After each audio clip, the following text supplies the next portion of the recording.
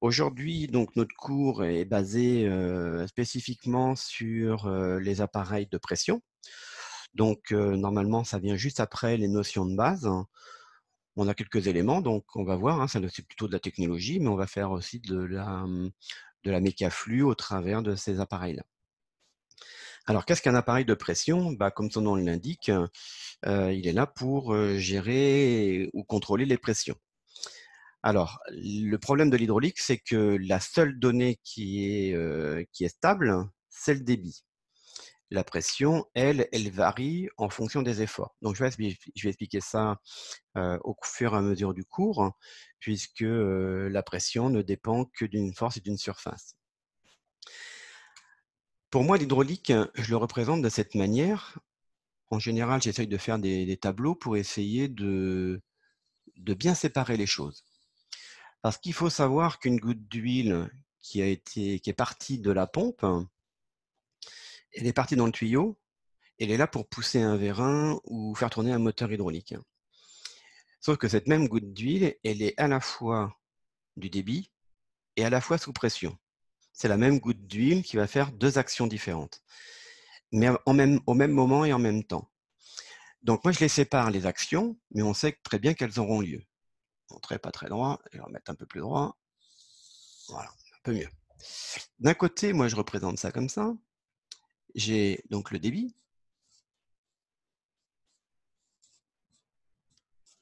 Et de l'autre côté, j'ai la pression. Donc les appareils qu'on va parler vont se retrouver ici.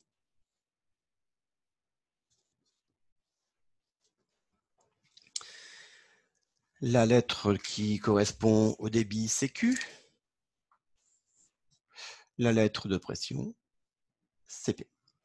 Il faut savoir quand même que notre système hydraulique est là pour transmettre de l'énergie d'un moteur thermique ou électrique pour aller faire une action extérieure. Donc on va voir ça justement puisque notre système de transmission parvient du point A pour aller au point B, mais c'est de transporter des kilowatts entre les deux parties qui sont ici. Donc on verra que les appareils de pression, comment ils sont faits et comment ils sont réglés, ça aura une incidence sur notre système de transmission. L'hydraulique, si moi je le mets sur des tableaux, c'est que le but de générer le débit étant contrôler les pressions, c'est de pouvoir faire une action. Cette action, elle est ou soit faite par un vérin, dont son symbole est fait comme ça, ou un moteur.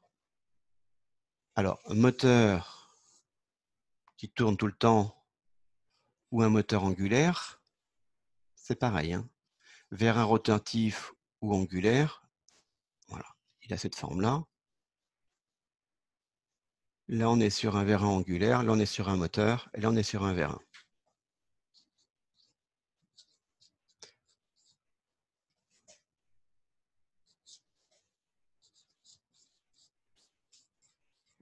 Les vérins angulaires. Le but de la manœuvre de l'hydraulique, c'est d'un côté envoyer du débit dans notre vérin. Si j'envoie du débit, je vais acquérir une vitesse. Plus j'envoie de débit, plus mon vérin se remplit vite. Plus il se remplit vite, plus sa vitesse est élevée. Par contre, quand on envoie de la pression ou quand mon vérin a un effort opposé, on va s'apercevoir qu'on va générer de la pression liée à la force. Puisqu'en fait, mon vérin, il a pour but de se déplacer à une certaine vitesse et de déplacer un élément qui a un effort résistant. Donc on voit bien que chacune des deux colonnes a bien un rôle à respecter. En règle générale, le débit est donné par une pompe et chez nous, les pompes sont volumétriques.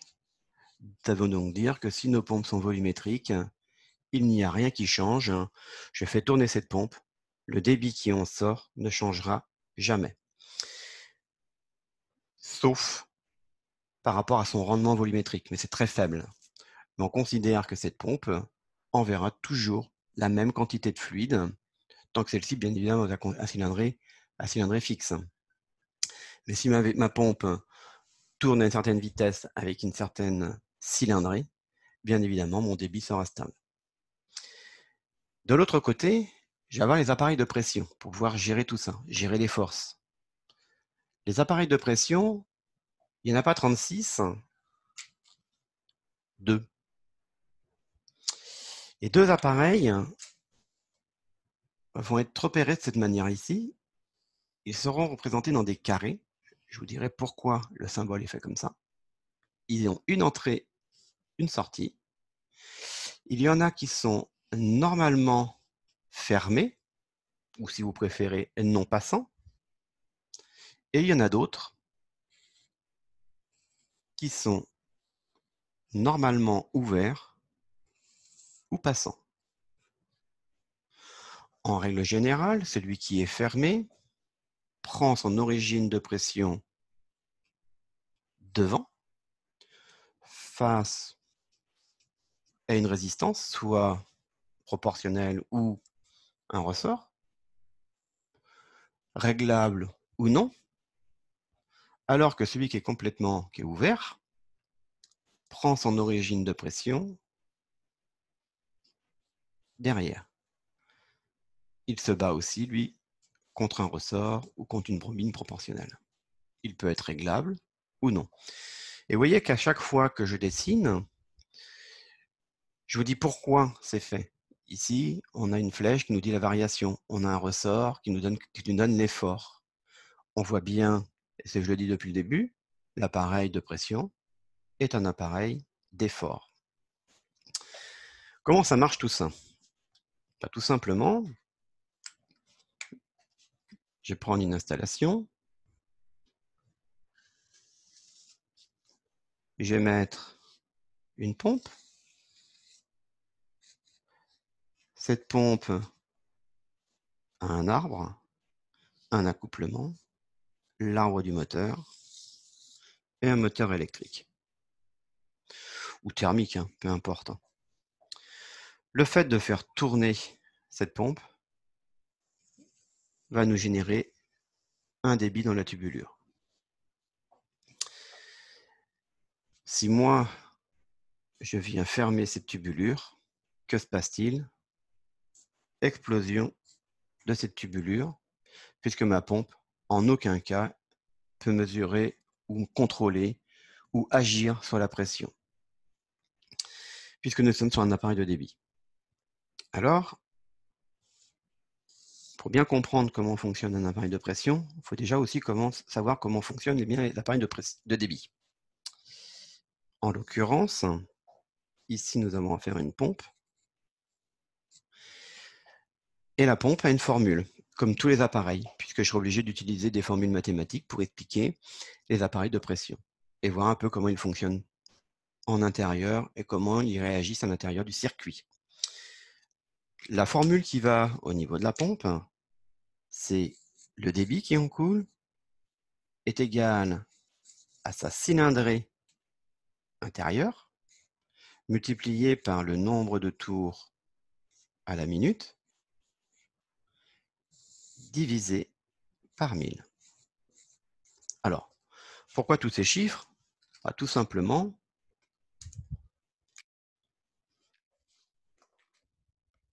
le débit, il est donné en litres par minute. C'est souvent les unités que nous allons utiliser. La cylindrée va être donnée en centimètres cubes par tour. Ici, c'est des tours par minute. Tours, minute. Et le coefficient qui est ici, 1000, c'est pour passer les centimètres cubes qui sont ici en décimètres cubes, puisqu'en fait, le litre par minute pourrait correspondre à des décimètres cubes par minute. Donc le 1000 qui est ici permet de transformer les centimètres cubes en décimètres cubes. Maintenant, on sait que notre pompe sait faire ça, mais en aucun cas, elle sait gérer la pression, puisque on sait que la pompe qui est ici, à aucun moment, j'ai parlé de pression. Alors, pour pouvoir contrôler le système, il va falloir, bien évidemment, j'enlève la petite formule, il va falloir donc contrôler cette pression. Je vais juste mettre une formule pour bien expliquer tout ça. Je vais la mettre en rouge. P est égal à F sur S. Normalement, dans les notions de base, on explique cette formule en disant la pression est égale à une force sur une surface. Mais ça, c'est vrai aussi bien au niveau du vérin qu'au niveau des appareils de pression. Pour ce faire, je vais être obligé d'utiliser cet appareil qui est normalement fermé. D'accord ? On va l'appeler un limiteur de pression.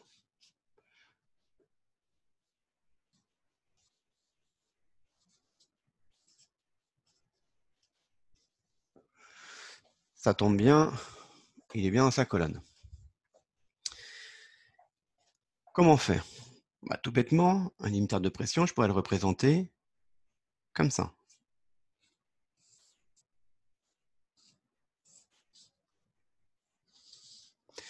Une bille posée sur un cône avec un ressort et une vis de réglage. Et il faut que je retrouve les trois ingrédients de ma formule. La pression ne sera que le constat. Le constat de quoi ? De la surface de contact de la bille par rapport à l'huile qui va arriver dessus, donc la surface, et l'effort de ce ressort. Mettons des chiffres. La section est égale à 1 cm². La force est égale à 100 décanewtons. P est égal à F sur S. On a dit la force 100 décanewtons sur 1 cm². La pression qui règne dans ma tubulure sera de 100 bars. Donc à partir de cet appareil qui est simplement un entonnoir, une bille, un ressort et une vis, je vais tout simplement pouvoir contrôler la pression. Contrôler la pression qui est dans cette tubulure. Et je peux la mesurer avec un manomètre. À quoi ça va nous servir tout ça ? Déjà de ne pas faire exploser le système. On va vite s'apercevoir que les appareils limiteurs de pression, ou les appareils normalement fermés, sont souvent des appareils de sécurité. Sécurisation ici, au niveau de pour ne pas faire exploser le système. Mais ça va plus loin que ça. Imaginons que maintenant j'ai un vérin. Pour l'instant, il n'y a aucun autre organe sur mon système. On sait maintenant que mon vérin va pouvoir recevoir de l'huile de la pompe, mais ça, on sait maintenant qu'en fonction du débit de cette pompe, ce vérin ira plus ou moins vite. Donc, ce n'est pas ce qui nous intéresse. Ce qui va m'intéresser, c'est de savoir qu'est-ce que je peux faire avec ces 100 bars qui sont ici. Je vais les encadrer. On sait maintenant que je suis capable de contrôler les 100 bars. Le vérin a, lui, une surface, alors ça c'était 1 cm² et la force 100 décanewtons. Je vais les effacer. Et maintenant, je vais faire la surface d'un vérin. S, l'huile est de 10 cm². On sait que maintenant, celui-ci peut recevoir une pression équivalente à 100 bars. Une flèche.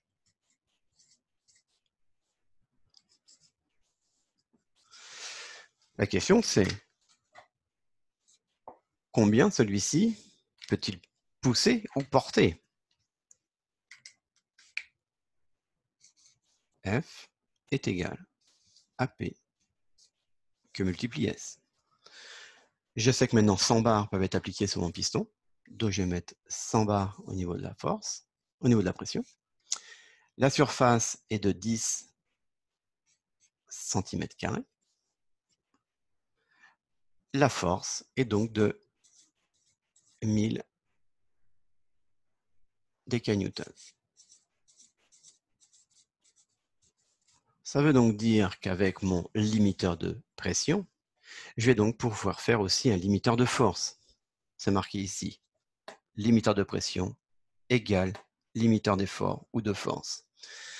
Ça va aussi avoir beaucoup d'influence sur notre système. Si vous commencez à me changer toutes les valeurs dans les systèmes, vous allez changer tous les paramètres. Et notamment, si vous changez un des paramètres dans une colonne ici ou dans une colonne ici, vous changerez les paramètres qui seront entre les points A et les points B de notre transmission. On verra ça tout à la fin du cours. Ça veut donc dire que maintenant, imaginez que le technicien d'atelier décide de rajouter 10 bars ou de faire tourner la force ou faire tourner la vis et de modifier la force et il passe à 110 décanewtons au niveau du ressort. Immédiatement, ça va se faire ressentir ici, puisqu'immédiatement, ça va être 110 bars et immédiatement, ici, ça va être 1 tonne 100 et non plus 1 tonne. Donc, on va considérer que notre limiteur de pression est un limiteur de couple, un limiteur de force, un limiteur de force ou un limiteur de couple, puisqu'il va limiter le couple arrivant sur mon moteur. Je n'ai pas parlé de débit, je n'ai parlé que de pression. Vous pouvez changer tous les paramètres du débit que vous voulez, ça ne changera rien à votre vérin, il n'ira pas plus fort. C'est la pression qui a un lien avec les efforts, pas autre chose. Les débits n'ont un lien qu'avec les vitesses. Et j'insiste là-dessus, parce que bien souvent, on mélange bien souvent les débits et les pressions. On a l'impression que si on a plus de pression, on ira plus vite. Faux. Si vous mettez plus de pression, vous n'irez pas plus vite. Je vais donc enlever tout mon attirail, pas tout, juste celui-ci. Et je vais expliquer ce symbole. Je vais expliquer les symboles. Les appareils qui sont à ouverture ou à fermeture sont systématiquement dans des carrés. C'est le cas de mon clapet sur son siège, enfin ma bille sur son siège. La flèche qui est dedans représente la bille en fait, et on nous dit qu'elle est fermée. L'appareil a été fermé par un ressort. On l'a vu dans le petit cône, ici. La pression vient attaquer directement la bille. Et on imagine, ici, on est sur une force hydraulique.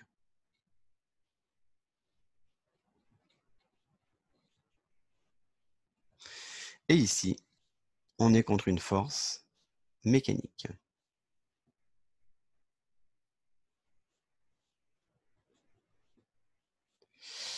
Quand la force hydraulique est supérieure à la force mécanique, l'appareil vient s'ouvrir. Sauf que cet appareil ne s'ouvre pas en tout ou rien. Ce n'est pas un interrupteur, ce n'est pas du on-off. D'accord?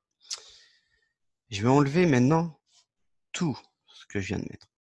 Maintenant, on sait dans quel contexte il travaille, cet appareil. Cet appareil travaille dans un contexte où, quand la force hydraulique est supérieure à la force mécanique, celui-ci vient s'ouvrir. Mais je viens de vous dire que ce n'est pas du on-off. Donc, si ce n'est pas du on-off, moi je le représente comme ça. La veine de flux, et je ferme pour que l'huile passe au travers. Imaginons que nous soyons dans une pièce fermée et je suis tout seul. On me demande de sortir et je vais pouvoir donc passer par l'entrebâillement. Bien évidemment, il y a une force opposée, c'est le ressort. C'est une porte battante à ressort, type saloon. Ça veut donc dire aussi que si maintenant on est deux à l'intérieur de la pièce et qu'on doit sortir tous les deux ensemble, ça veut donc dire qu'on va augmenter la quantité d'huile ou le débit. Qu'est-ce qu'il va falloir faire? On ne va jamais pouvoir passer l'un à côté de l'autre, là c'est trop serré. Donc ce qui va se passer, c'est que la porte va s'ouvrir un peu plus pour qu'on puisse passer à deux côte à côte, hein. Sauf que tout ça, ça a un prix, bien évidemment. Il va falloir écraser le ressort. Et on voit bien que l'appareil n'est pas une porte qui s'ouvre et qui se ferme. Elle peut être ouverte, plus ou moins. Mais regardez bien, je vais changer la, la goutte d'huile en fait, hein. Je vais la mettre plus petite. Voilà. La porte n'a pas besoin de s'ouvrir aussi grand que tout à l'heure, puisque la goutte d'huile est plus petite. Donc, l'appareil va donc s'adapter à la quantité d'huile qui va le traverser. Et celui-ci s'ouvrira plus ou moins en fonction de ce qui va faire passer au travers. Ça a un intérêt quand on fait de la soustraction de débit. On va voir un petit peu pourquoi tout ça, ça marche comme ça. Le ressort qui est ici, il a une courbe. La courbe du ressort est représentée comme ça. On sait que le ressort, quand il est complètement, enfin pas tout à fait détendu, mais quand il est au contact de la bille ici, quand la bille va vouloir se reculer, elle va bien être obligée de forcer sur le ressort et de l'écraser un petit peu, écraser les spires. Le cône, lui, il ne bouge pas, hein, il ne change pas de place. Et on se rend compte que sur la courbe des efforts du limiteur de pression, on a donc 2 efforts. Ça veut dire aussi que plus on va vouloir forcer dans l'appareil, plus il va être obligé de s'ouvrir. Voilà. En gros, c'est ça. Donc ça, il faut le retenir, que ce n'est pas du on-off.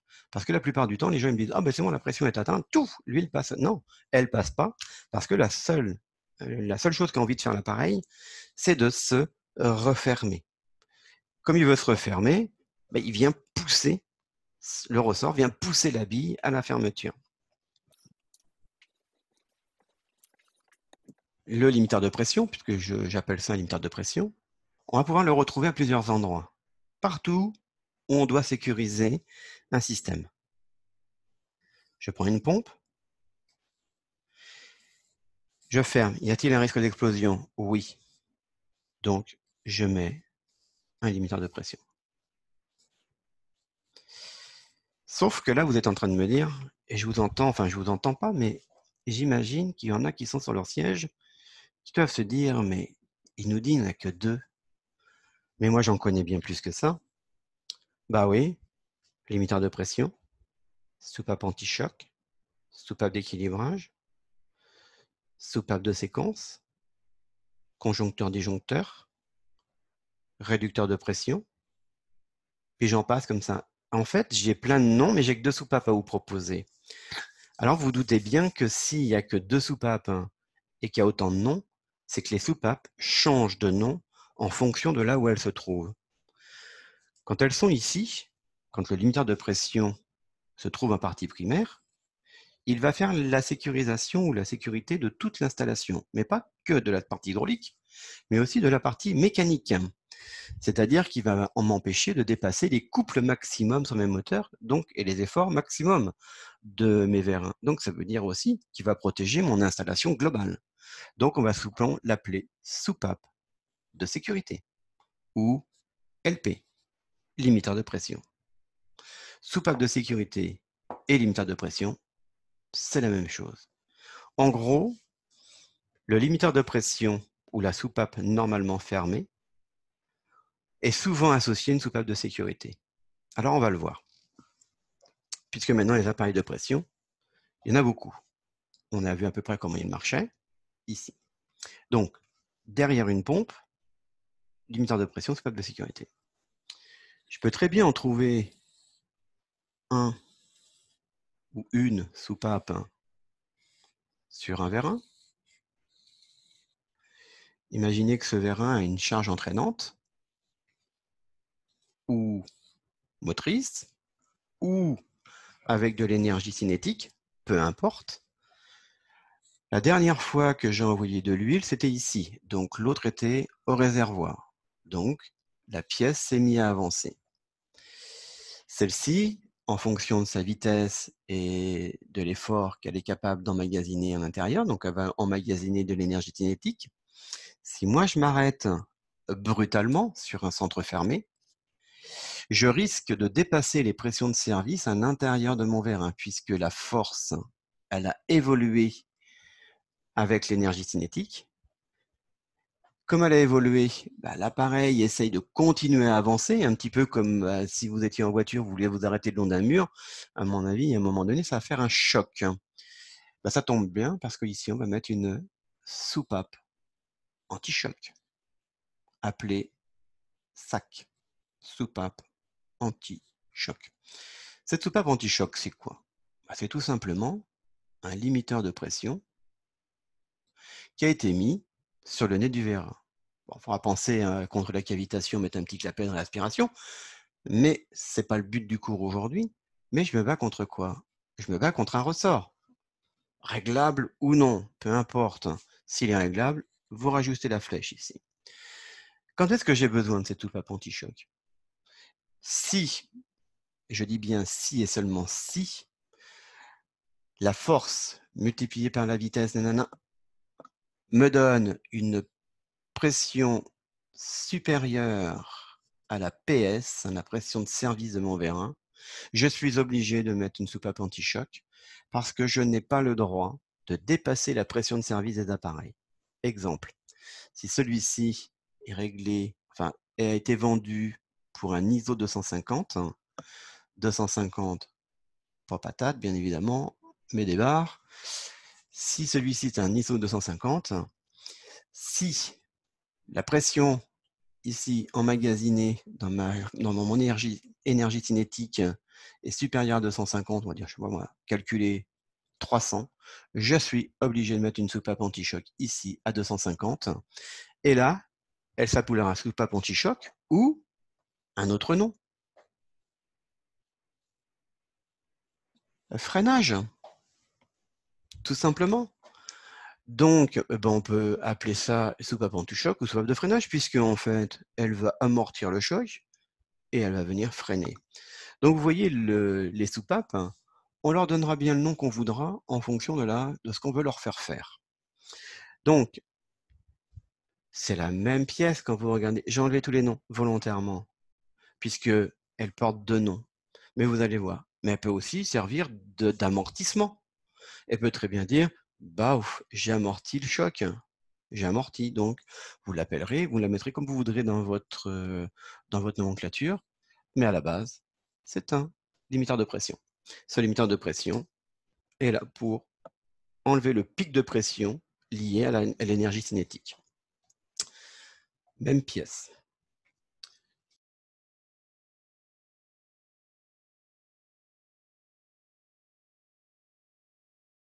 Je prends un vérin sur lequel il y a une charge suspendue.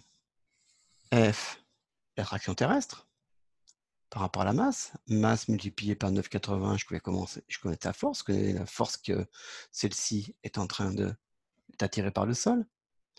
Si moi, je mets un flexible, et puis on ne sait pas, dans la nuit, il vient à lâcher. Vous êtes à peu près sûr de retrouver la charge par terre, en espérant que personne passe en dessous. Donc en France, en Europe maintenant, on va dire ça comme ça, on met ce qu'on appelle une soupape d'équilibrage. Alors, je fais un cours spécifique sur l'équilibrage, pour la bonne et simple raison, c'est que j'explique pourquoi elle s'appelle soupape d'équilibrage. Mais à la base, c'est quoi? Un limiteur de pression. Oh, il a été bricolé, ça je vous l'accorde. Mais à la base, c'est ça. Et je vais venir charger ce limiteur de pression en fonction de la charge F, S, P. Et à partir de ce moment-là, la force pesante par rapport à la surface, si la pression du réglage est supérieure à la pression qui est à l'intérieur du vérin, le vérin est retenu. Sauf que là, le limiteur de pression ne travaille pas dans l'autre sens. On voit bien qu'on a une flèche directionnelle ici. Donc, on va être obligé de lui rajouter un clapet anti-retour de bypass pour pouvoir remonter la charge. Sinon, on ne pourra jamais la remonter. Mais en plus, pour éviter de forcer sur les soupapes quand on descend, on va venir la piloter. Mais à la base, c'est un appareil de pression. C'est donc un limiteur de pression qui a été mis en soupape d'équilibrage.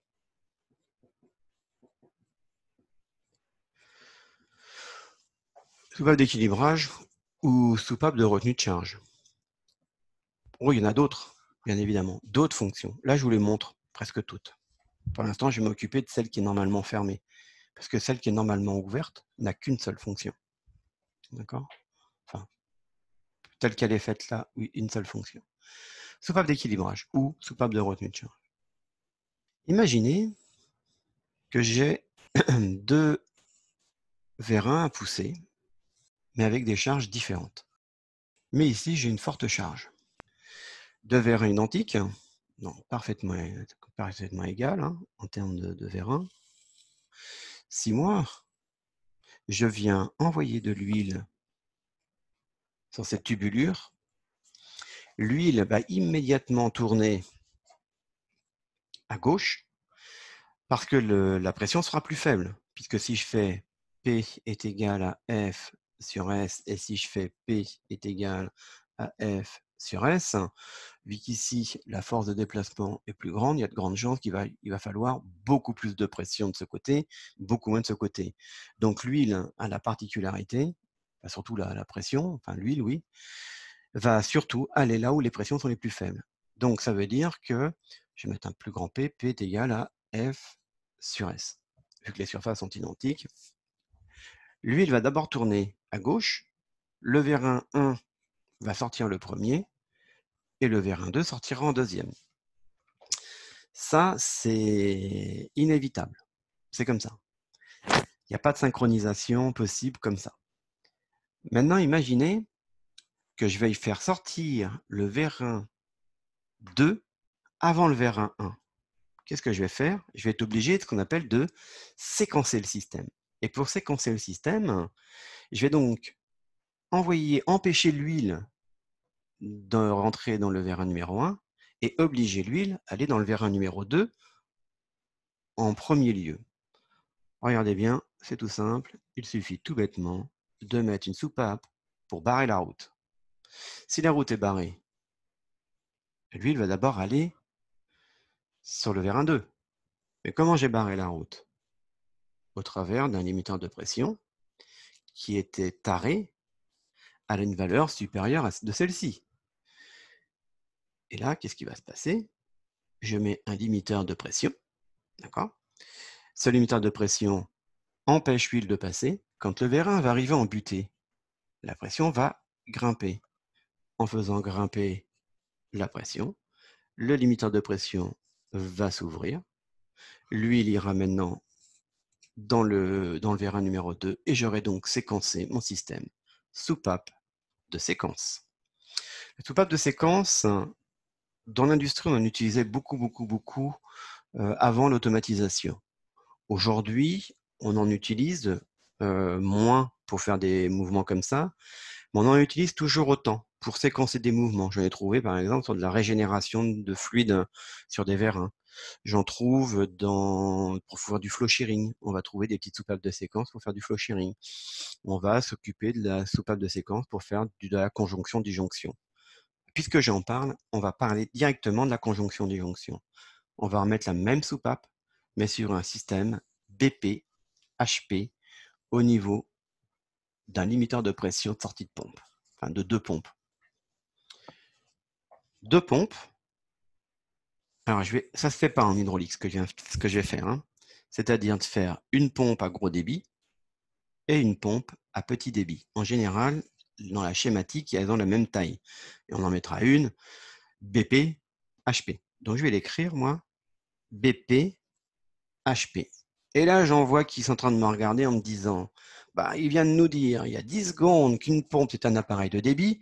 Il vient de nous dire que c'est une BP, HP. Donc, il est en train de nous dire qu'une pompe est donc de pression. Alors, ce que je vais faire pour éviter tout problème, eh ben, je vais mettre ici grand débit, petit débit.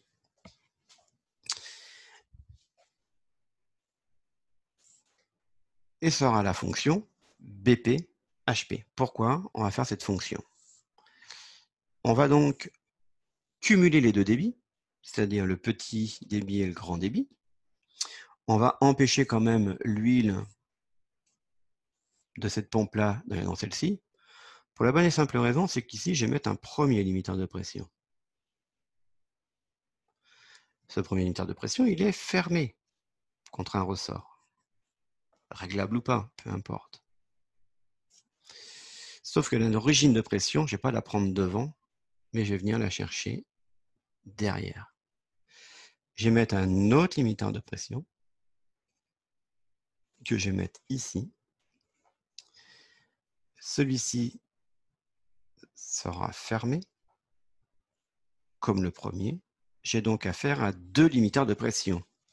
Un premier limiteur de pression qui est piloté sur lui-même et un limiteur de pression qui est piloté par l'extérieur, donc avec un pilotage externe. Comment ça marche tout ça?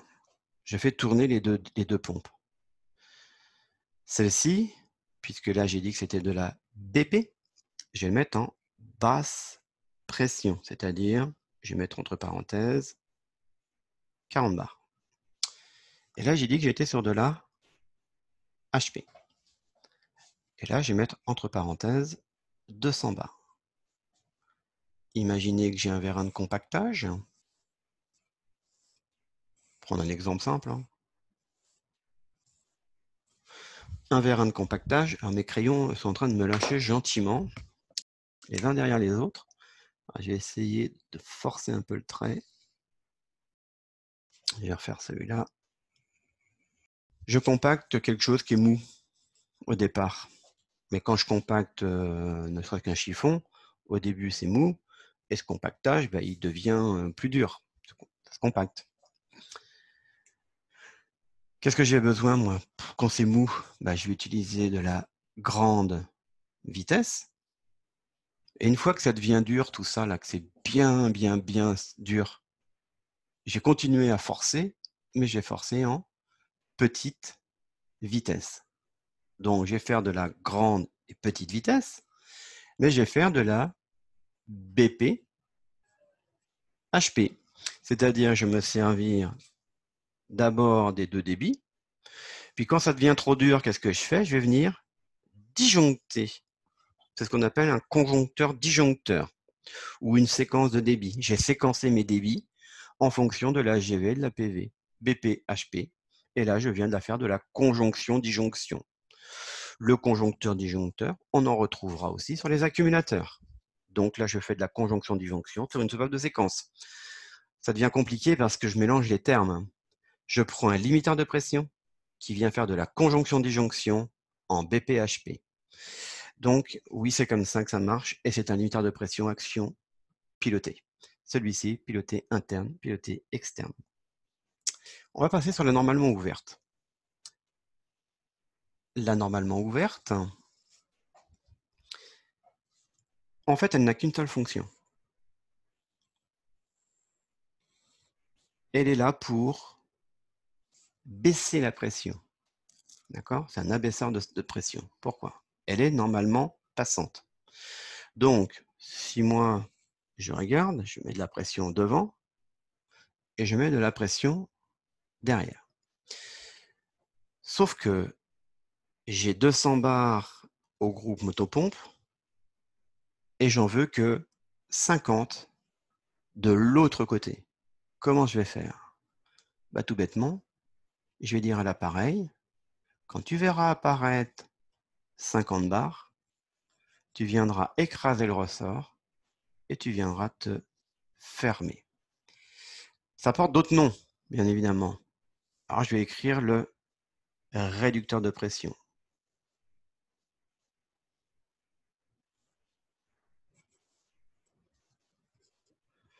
Porte d'autres noms. Détendeur. Régulateur de pression, en pneumatique par exemple. Si vous regardez, c'est la même pièce. Ça permet de baisser la pression. Il n'aura que ce rôle à réaliser. Baisser la pression. Alors moi, j'en utilise pour faire autre chose, mais la base de le réducteur de pression, c'est ça. Réglable ou pas. Sauf que le réducteur de pression voit de la pression en entrée, ce qu'on appelait la pression de service, contre une pression réduite. Mettre un R, mieux que ça. Ça veut donc dire aussi que cet appareil il est reconnaissable parce qu'il a un drain externe pour pouvoir vidanger les fuites de l'appareil. Si je pouvais le représenter en version coupe, cet appareil, comme j'ai fait tout à l'heure avec la bille et le cône, il aurait cette forme. Pour l'expliquer facilement, je ferai comme ça. Voilà. Dedans, je vais mettre un tiroir, ce qui est plus facile à expliquer, qui est normalement ouvert.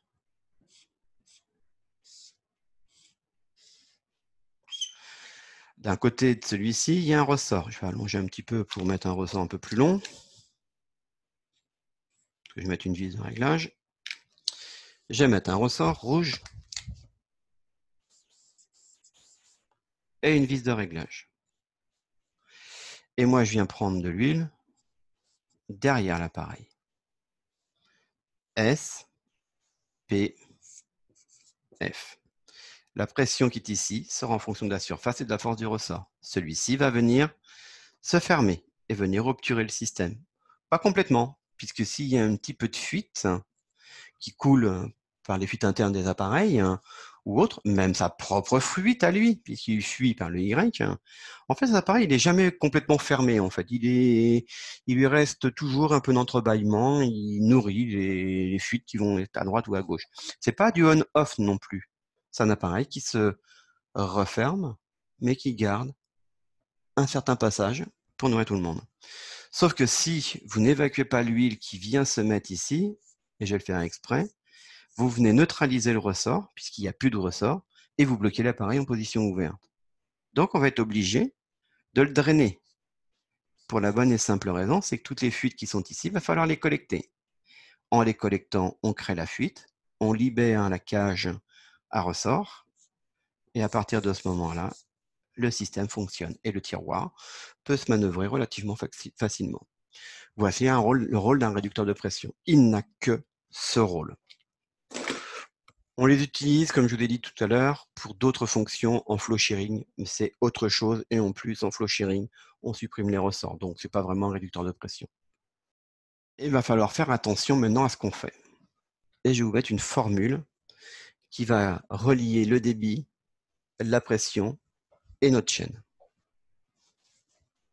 KW, les kilowatts qui sont émis, sont le lien qu'il y a entre le débit, le lien qui est avec la pression, et tout ça divisé par 600. Alors, j'ai pas trop de place sur mon tableau, c'est un peu dommage, pas très joli. Ça. Je vais le mettre au-dessus, pas gênant. Je sais pas si ça passe. Ensuite, ça passe. Je vais dire que KW est égal au débit fois la pression, et tout ça divisé par 600. Alors, pourquoi tous ces chiffres? Tout simplement, c'est un petit peu Q, tout simplement parce que le débit sera donné en litres par minute, la pression sera donnée en bar, et le petit coefficient, là, 600, il est là pour corriger les unités, parce que normalement, le débit des unités internationales, c'est des mètres cubes, mais des mètres cubes secondes. Donc déjà, vous avez vu, il faut passer des minutes en secondes, ou des secondes en minutes. Et la pression, elle s'exprime en bar, pas en bar, mais en pascal. Et là, on l'a passé en bar. Et puis en plus, la puissance s'exprime jamais en kilowatts, mais en watts. Donc, nous, on a transformé toute cette formule, litre minute, bar, 600 kilowatts. Mais je continue mon petit tableau, ici. Et les kilowatts qui sont ici, je suis sur un système de transmission de puissance. Je transmets la puissance d'un côté à l'autre. Qui le transmet? C'est mon vérin, bien évidemment. Il reçoit du débit et de la pression. Il reçoit, il va bien avoir donc une puissance à délivrer. Donc, il va délivrer des kilowatts. Okay. Donc, on voit bien notre chaîne, ça y est, elle est là, entre les deux points. Notre chaîne de transmission, elle est bien prise entre les deux points A et B. Sauf qu'on voit bien que les kilowatts sont directement liés au débit, à la pression et tout ce qui va bien. Si je prends une pompe, la pompe a été achetée mise, posée depuis très longtemps. Elle marche hyper bien. Elle a un débit de 60 litres par minute. Le constructeur nous l'avait vendu pour ça. Elle réalise son travail. Et derrière, je mets un appareil qui est directement, lui, réglable ou modifiable par n'importe quelle personne, sauf sur certains engins type mobile où elles sont plombées. Mais sinon, dans l'industrie, ces appareils sont réglables, modifiables, ajustables en fonction des besoins. Et ici, je vais mettre 200 bars. Ça veut dire que tout de suite, immédiatement, je suis en mesure de calculer la puissance de ce moteur en kilowatts. La formule KW est égale à 200 bars multiplié par 60 litres divisé par 600. Et ici, nous avons 20 kW de puissance installée. Le technicien d'atelier arrive, oh, le vérin va pas assez vite, il va falloir monter les pressions, ça marche pas. Il arrive avec sa clé Allen et il nous passe ça à 250 bars. Je refais le calcul, je change que les chiffres qui ont bougé.